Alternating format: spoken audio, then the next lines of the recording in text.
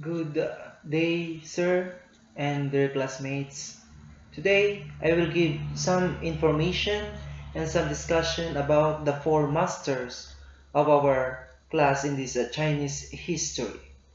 Before that, I would like to start about Master Kongqi, or also known as Master Kong, also known as he is no other than Confucius.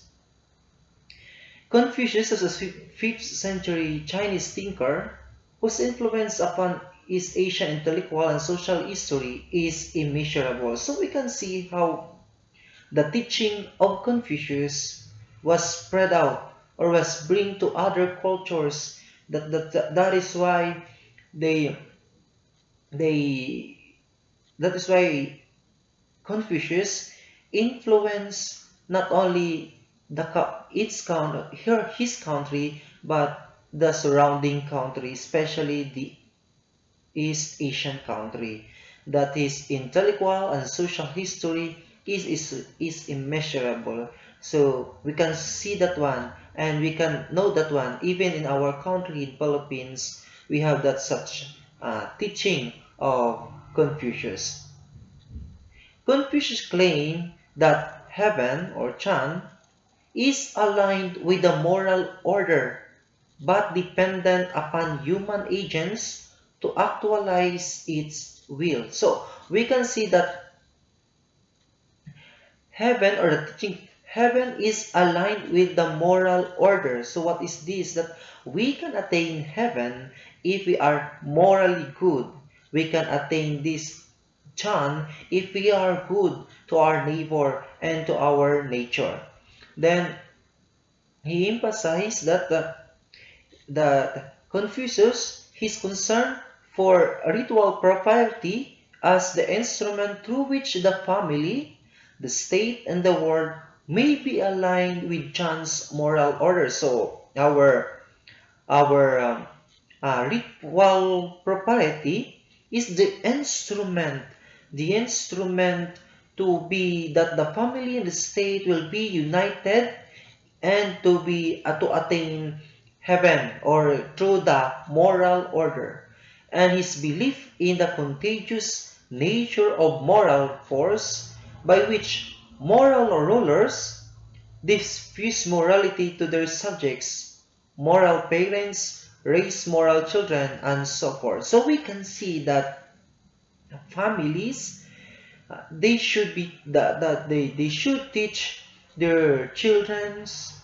As for a king, they should teach its, as a rulers, they should teach its subordinates to attain heaven. So we can see that the family, the state, and the kingdom and the world, if they do good or they learn morally or they are morally good, they can attain heaven. So we can see how what is the teaching of Master Kongqi or Confucius that in his famous saying that do to others what do you want them to do for you. So we can see that one. It is a morally good. It is a moral actions, a moral teaching. It's a moral teaching to love our neighbor. We don't like to be treated, what will if we don't like to be treated badly by our neighbors, so we should not treat them badly. Then let's go on to uh, uh, let's go on to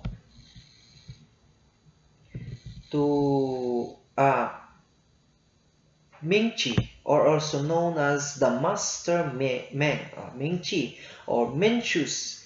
He was a 4th century Chinese thinker that whose importance in the Confucian tradition is second, so only to Confucius himself. So we can see that uh, the teaching also of Mencius or Mingchi is also like the teaching of Confucius with different form or different manner.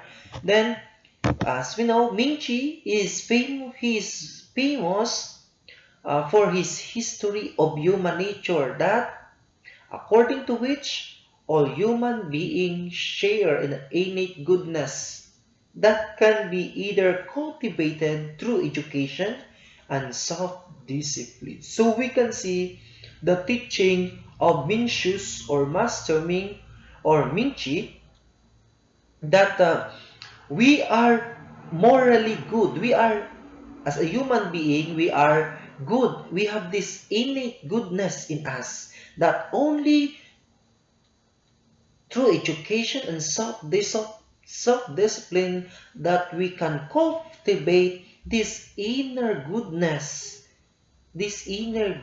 or innate goodness that we have. So that if we are good or morally good, then we can attain heaven as a teaching of the of as the teaching of Confucius. Now let's go to also to Lao Tzu. Lao Tzu is a legendary Taoist philosopher. So we can see is a legendary.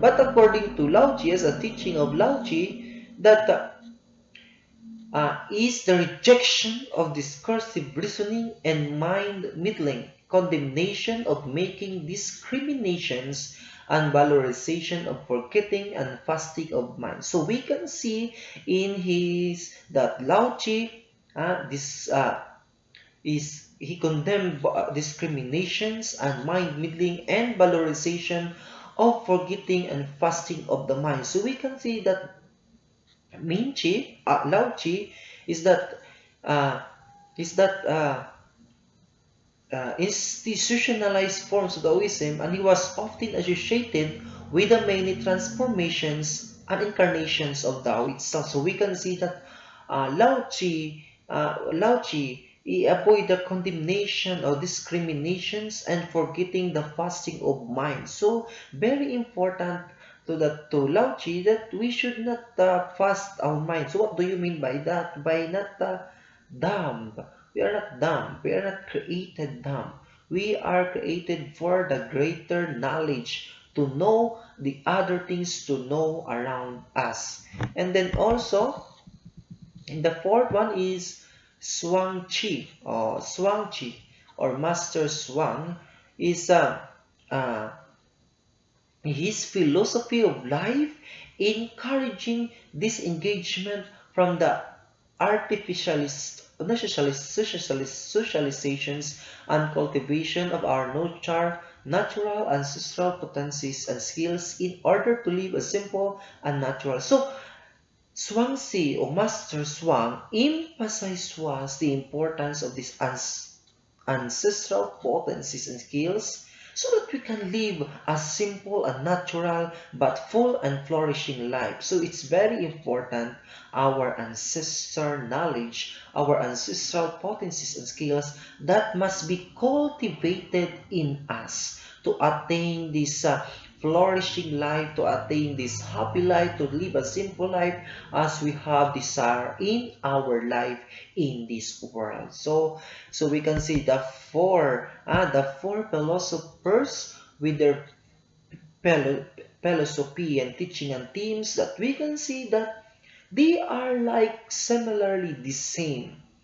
They are like similarly the same to their teaching that they teach on how to be a good human being, to be good human individual, because they have to be, we have to be a good individual, and then to live as so that if we are good individual, we can be a good member of the society, so that there is a good in the society, in a family that we can share together to live a happy and better life in this world.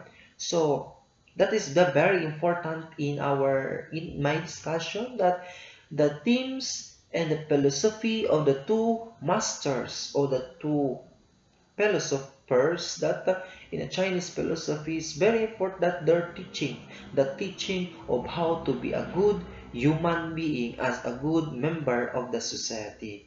That's all, and thank you so much.